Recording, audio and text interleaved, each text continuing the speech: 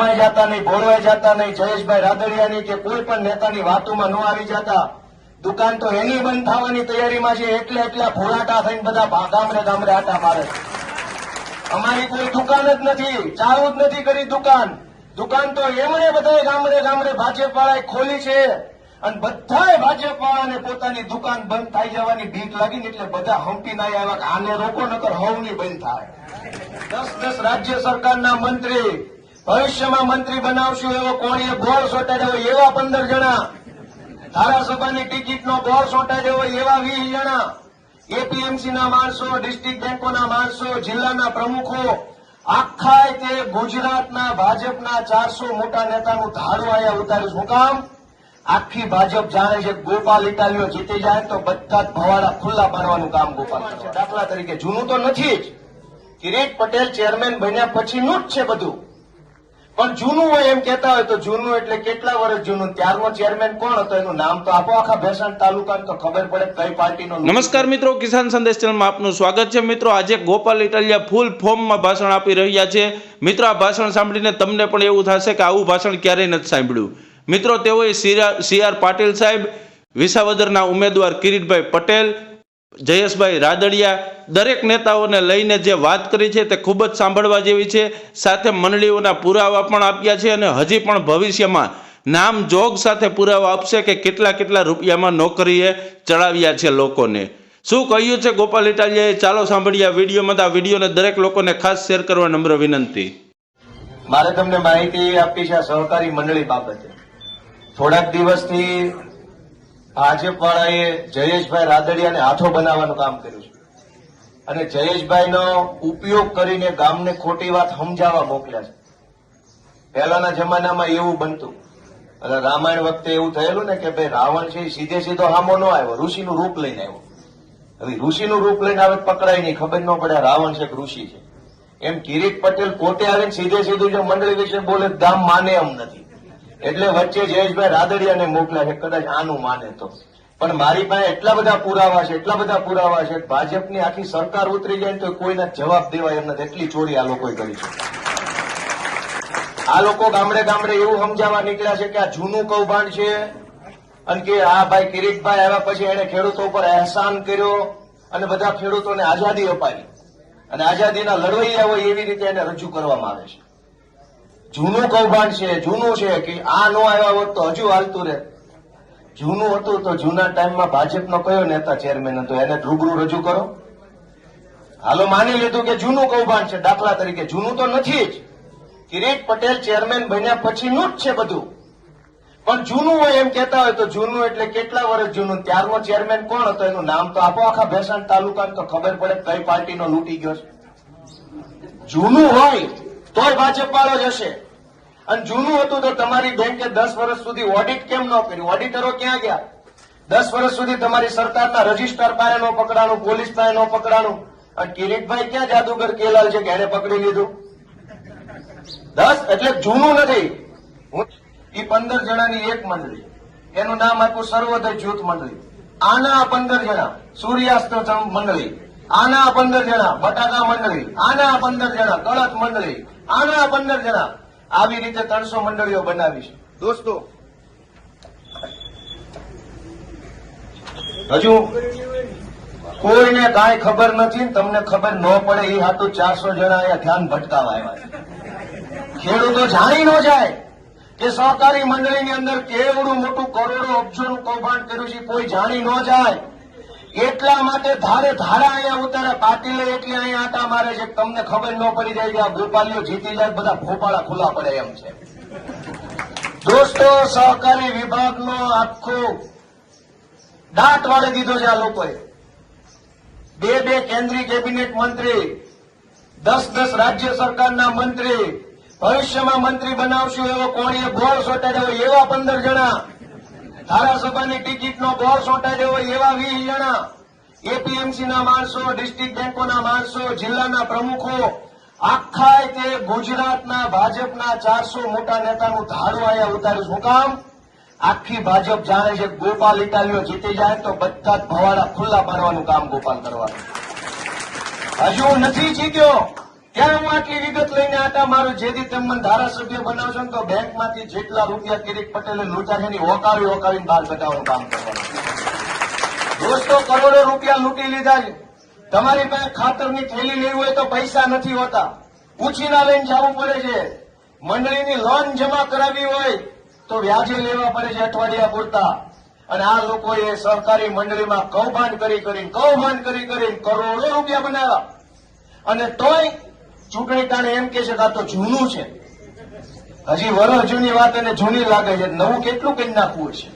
હજી પણ મિત્રો આ વિડીયો અધૂરો છે. ગોપાલ ઇટાલિયાનો વિડીયો આપણે પૂરેપૂરો સાંભળશું તે પહેલા તમને જણાવી દઉં કે આ વિડીયોના કોમેન્ટ બોક્સમાં ચોક્કસથી તમે કોમેન્ટ કરજો કે તમારા વિસ્તારમાં મંડળીઓની હાલત શું છે અને ગોપાલ ઇટાલિયાની વાત સાથે તમે સહેમત છો કે નહીં. મિત્રો પુરાવા સાથે વાત કરે એવા ઉમેદવાર છે ગોપાલ ઇટાલિયા.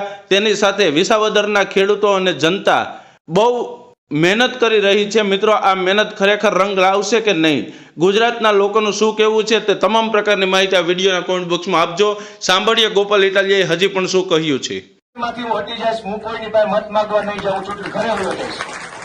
દોસ્તો, અબજો રૂપિયા લૂંટી લીધા છે, માત્ર ભેસાણમાં નહીં, માત્ર વિસાવદરમાં નહીં, આખા જૂનાગઢ જિલ્લાના તમામ તાલુકાની સહકારી મંડળીઓની અંદર કરોડો રૂપિયાનું ખોટું કર્યું.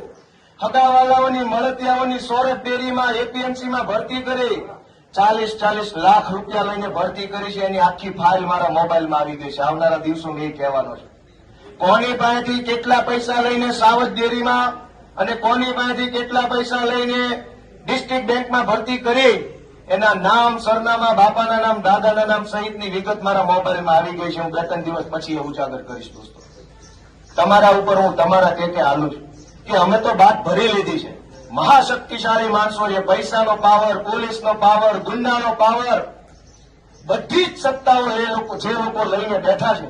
દોસ્તો, મેં એની સામે બાથ ભરી લીધી છે. તમે મારી આબરૂ રાખજો એવો હું તમને વિનંતી કરું છું. તમે આબરૂ રાખજો દોસ્તો, નકર અમારા પગ ભારે થાય. પછી અમારું મોઢું શું રહેશે? આ ખેડૂતોના કૌભાંડનો મુદ્દો મેં ખોલ્યો.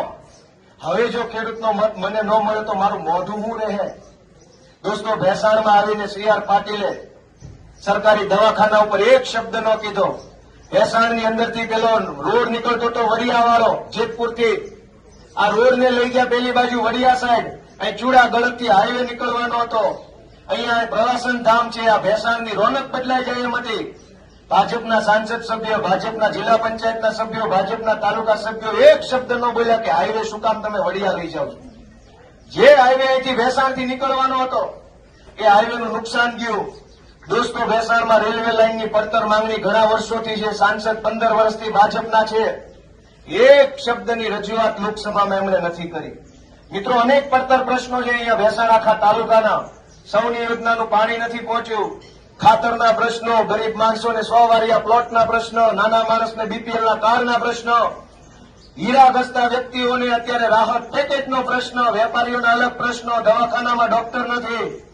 ભેસાણની સરકારી કોલેજના પ્રોફેસરે એક દીકરીને ખરાબ મેસેજ નાખ્યા અને એમ કીધું કે પરીક્ષામાં પાસ થવું હોય તો હું કહું એમ કરવાનું છે. એ પછી તે પ્રોફેસર ઉપર FIR નથી કરી સરકારે. દોસ્તો, આવા માણસો સરકારના ચૂંટણી લડવા આવ્યા છે કે એક દીકરીનું અમરેલીમાં સરઘસ કાઢ્યું, એક દીકરીને અહીંયા પ્રોફેસરે ગંદા મેસેજ નાખ્યા. હું પોલીસમાં હતો, હું વકીલ છું, મને ખબર છે કે દીકરીઓ સાથે અત્યાચારની ઘટનામાં જો દીકરી કે એનો પરિવાર ફરિયાદ આપવા તૈયાર ન હોય તો કોલેજે ફરિયાદ આપવી જોઈએ અથવા તો પોલીસે સરકાર તરફે પોતે ફરિયાદી બનીને એને જેલમાં પૂરવો પડે. પણ ભેસાણની સરકારી કોલેજમાં દીકરીને એવા મેસેજ નાખ્યા, તારા આવા ફોટા મોકલ, તેવા ફોટા મોકલ. દીકરીએ ના પાડી તો કીધું કે તારે પાસ થવાનું છે ને પરીક્ષામાં. તો આખા તાલુકાના લોકો પોતાની દીકરીને ભણવા મોકલે છે, એને હવે કેવી રીતે મોકલવાની? દોસ્તો, ભરમાઈ જતા નહીં, ભોળવાઈ જતા નહીં, જયેશભાઈ રાદડિયાની કે કોઈ પણ નેતાની વાતોમાં ન આવી જતા. દુકાન તો એની બંધ થવાની તૈયારીમાં છે. એટલા ભોળાટા થઈને બધા ગામડે આટા મારે. અમારી કોઈ દુકાન જ નથી, ચાલુ જ નથી કરી દુકાન. દુકાન તો એમણે બધા ગામડે ભાજપ વાળાએ ખોલી છે અને બધાએ ભાજપ વાળાને પોતાની દુકાન બંધ થઈ જવાની બીક લાગીને એટલે બધા હંપી ના આવ્યા કે આને રોકો નકર હવની બંધ થાય. તમામ જિલ્લાના ભાજપ વાળા દુકાન બંધ થઈ જવાની બીકે અહીંયા આવ્યા છે કે ગોપાલ ઇટાલિયો જીતશે વિસાવદરમાં. પણ દુકાન તો રાજકોટમાં બંધ થઈ જાય, દુકાન અમરેલીમાં બંધ થઈ જાય, દુકાન પોરબંદરમાં બંધ થઈ જાય. અને એક દીકના માર્યા, જે ગામમાં તલાટી મંત્રી નથી આવતા એ ગામમાં કેબિનેટ મંત્રી આંટા મારે છે. અને આ કેબિનેટ મંત્રી વયા જાય એ પછી પાછો તલાટી મંત્રી હાથમાં નથી આવવાનો. દોસ્તો, આબરૂ રાખજો, લાજ રાખજો, ધડો કરજો એવી હું વિનંતી કરું તમને. દોસ્તો, હું નાનો માણસ છું, મેં મારી કરતી બનતી કોશિશ કરી લીધી છે. જેટલી મહેનત થાય એટલી મેં કરી છે. હું ગામડે ગામડે ગયો, એક માણસને મળ્યો, હાથ મિલાવ્યો, ફોટો પડાવ્યો, વેદના સાંભળી, ડાયરી લખી. આ છેલ્લા 10 દિવસથી હું કોઈ ફોન નથી ઉપાડી શકતો, એટલા બધા ફોન આવે છે. અને હું સતત ક્યાંક ને ક્યાંક માઇકમાં બોલતો હતો, ફોન નથી ઉપાડી શક્યો.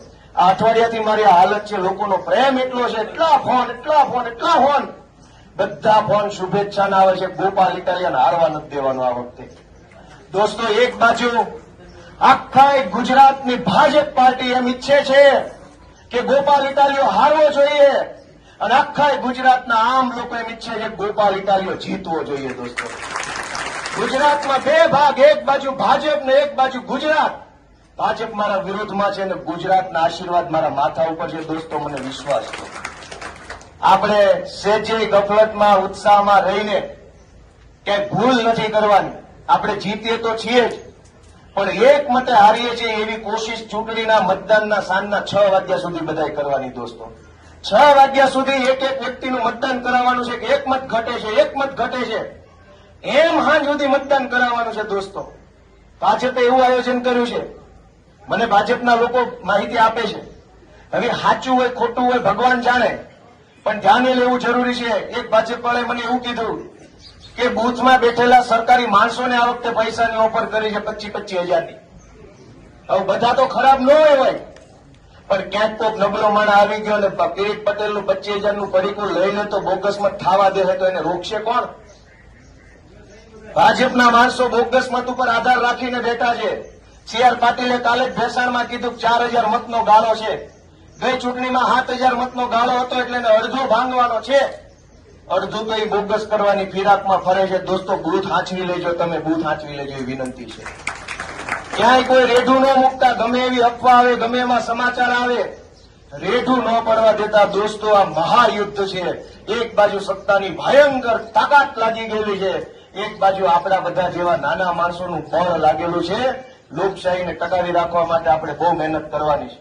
હું ભેસાણ તાલુકાના ડારી વરણના તમામ જ્ઞાતિના નાના મોટા અમીર ગરીબ મહેનતુ માણસો બધાને મારી 2 હાથ જોડીને વિનંતી છે કે આ ગોપાલ ઇટાલિયાએ ગુજરાતના લોકો માટે થઈને બાથ ભરી લીધી છે, એની આબરૂ રાખજો. એ 2 હાથ જોડીને વિનંતી છે.